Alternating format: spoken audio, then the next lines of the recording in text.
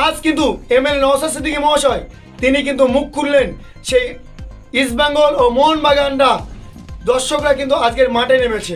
আর এই মাঠে নামা কেন্দ্র নিয়ে এমএলএ নওশাদ সিদ্দিকী মহাশয় কী বার্তা দিলেন জনগণের এবং কি হচ্ছে পশ্চিমবাংলায় তাই নিয়ে কিন্তু বোম ফাটিয়ে দিলেন এবং বিস্ফোরক মন্তব্য করলেন এমএলএ নওশাদ সিদ্দিকী মহাশয়। তিনি কি বলেছেন এবং কি বলছেন আপনাদেরকে শোনাব।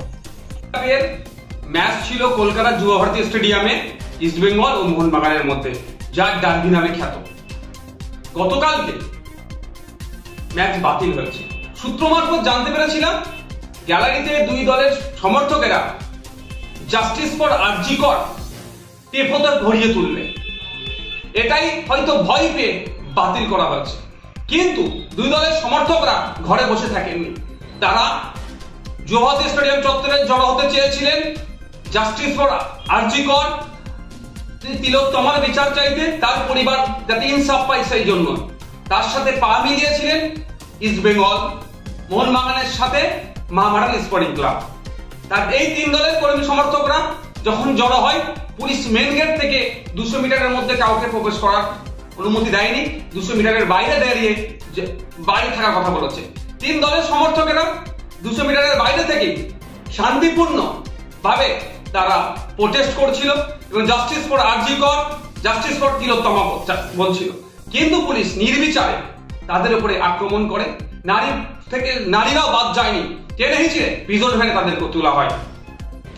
আমাদের প্রশ্ন, যেখানে মুখ্যমন্ত্রী নিজে জাস্টিস ফর তিলোত্তমা বলছেন, খুনিদেরকে দোষীদের শাস্তি চাইছেন, ফাঁসি চাইছেন, এবার ডেডলাইন করে দিচ্ছেন, সেখানে ভিন্ন দলের সমর্থকেরা তারা যারা ভিন্ন মানুষেরা যারা তিলোত্তমার হয়ে আওয়াজ করছে তাদেরকে পুলিশ দিয়ে এরকম ভাবে দমন পীড়ন করা হচ্ছে কেন? আমরা কি ফ্যাসিস্ট রাজ্যে বসবাস করছি, না ফ্যাসিস্ট জমানা দিয়ে চলছি? আমরা জমানার মধ্য দিয়ে যেভাবে দমন পীড়ন করা হচ্ছে, মানুষের বাক স্বাধীনতা কেড়ে দিচ্ছে, মানুষ অন্যায়ের বিরুদ্ধে কথা বললে সেটা পুলিশকে দিয়ে দমন পীড়ন হচ্ছে, যেভাবে কাণ্ডটা আজকে ঘটেছে তীব্র ধিক্কার নিন্দা জানাচ্ছি।